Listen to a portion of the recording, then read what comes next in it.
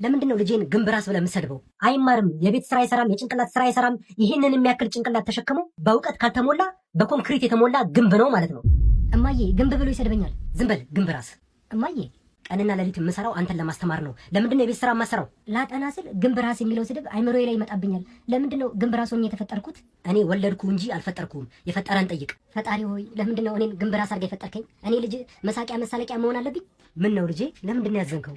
ትምህርት ቤት ግንብራስ ብሎ ይሰድቡኛል። ዝም በላቸው። ፈጣሪ የፈጠረው ፍጥረት በሙሉ ቆንጆ ነው። እኔን ፈጣሪ አልፈጠረኝም ማለት ነው? ፈጥሮ ካል ግን ጭንቅላትን ትንሽ በዛ አድርጎታል። ግንብራስ መሆን አልፈልግም። ልጄ የላም ወተት ነጭ አይደለ? አዎ እውነት ነው፣ አይቀየርም። አንተም ራስን ለመቀየር አትሞክር። ምን ላድርግ? እሺ ልዩ ነህ። አንተን የሚመስል እዚህ ምድር ላይ ማንም የለም። ሂድና ወንድ ሁን። ከሰዳቢዎች በላይ ሆነ ቁም። ስድባቸው እንዲያንበረክክ አትፍቀድ። እሺ ተማሪዎች የቤት ስራ ሰራችሁ? ሰርተናል። ግንብራስስ? ሰርቻለሁ። ጎበዝ ግንብራስ። አመሰግናለሁ መምህር። ግንብራስ ስለ አልተናደድክም? አዎ አልናደድም። የምትሳደበውን አንተን መቀየር ባልችልም በአንተ ስድብ የተነሳ የሚጎዳው ስሜቴን ግን መለወጥ እችላለሁ። ፈጣሪ ቆንጆ አድርጎ ነው የፈጠረኝ። ይቅርታ ኤፍሬም፣ እስከዛሬ ስላሳዘብን። ትልቅ ትምህርትን ያስተማርከው ነው።